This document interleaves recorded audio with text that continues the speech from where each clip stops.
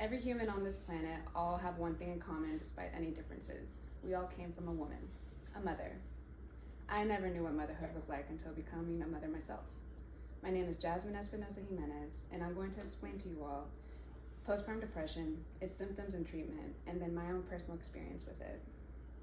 Postpartum depression is a common but treatable mental health condition with widespread effects on mothers and their families, which are associated with the feelings of sadness, inability to have pleasure, irritability, anger, and decreased self-confidence.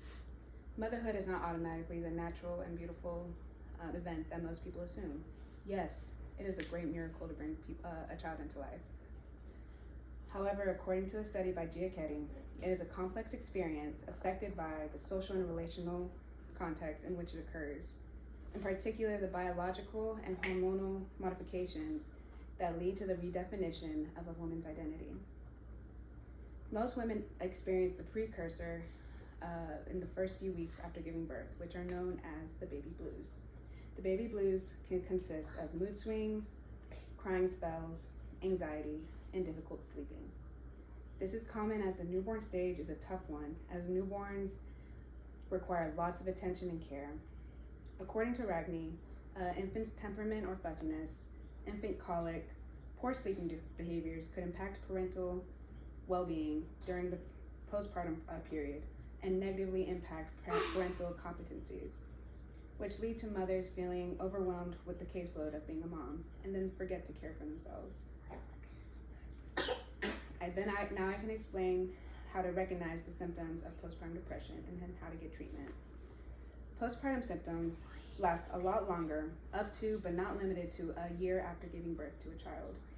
Symptoms from the baby blues are intensified along with other traits like panic attacks, appetite problems, difficulties to connect with their infant, profound hopelessness, withdrawing from loved ones, fatigue, paranoia, feelings of guilt or inadequacy, intense irritability with oneself or their infant, or even the thoughts of harming oneself or infant.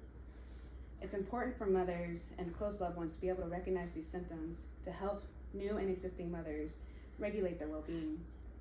Most women are reluctant or even embarrassed to admit when they are seriously struggling, but it's up to them and their loved ones to be able to recognize it and get treatment.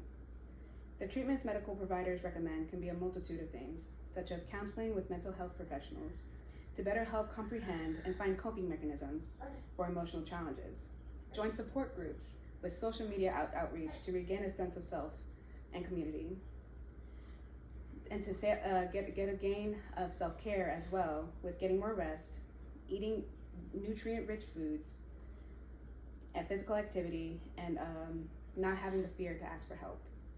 Most women recover with one or a combination of these treatments, as well as majority of women just have a lot of strength and are very resilient to continue providing for their children, along as re-regulating their own lives.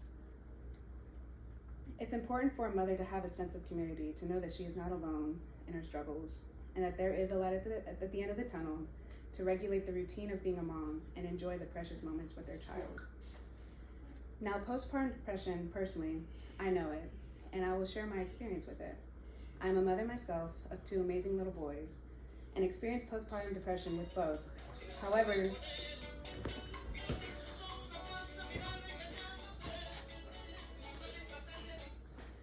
due to societal and personal circumstance, I had two very different confrontations with postpartum depression.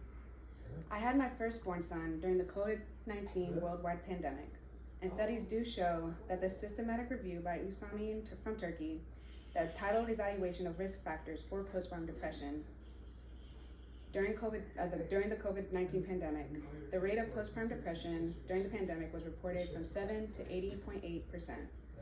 Try to imagine giving birth in a mask. I was a young single mother who had to stay in solitude, and I found myself in a pit of sadness and a fear of not being good enough to provide for my son. And quarantine and my own mental health had me very lost in my pathway and longing for the life that I once knew. By the grace of God, I had an amazing village within my immediate family, as every member stepped up to help guide me and assure me through my first year of motherhood, especially my mother, who I'm forever grateful for. 3 years later, I had my second baby boy, and I was in a much happier and healthier era of my life. However, I lost my beloved grandmother a month after I had birth, which greatly affected how intense my postpartum depression was. Again, I had a great support within my family and a husband who counseled me through my grief and sadness, raising my newborn and adjusting to the life of the routine of 2 children. So now you all know the general synopsis of postpartum depression and a first-hand encounter. Among millions of mothers worldwide experiencing postpartum depression, all experience different subcategories and intensities. Women can also experience no postpartum depression at all. Every mother has her own unique experience after birth. Postpartum depression encompasses the pressures of struggling to regulate one's well-being entering motherhood. However, with the help of loved ones and medical professionals, treatment is always available. Acknowledging the struggles a woman goes through bringing their children to the world and letting her know that she is heard and supported is the first path to manage postpartum depression. If you have chance, ask your own mom what her first years after you were born were like. If you come to the realization that she may have experienced postpartum depression, you may find a new appreciation for the woman that you call mom. Thank you for your time.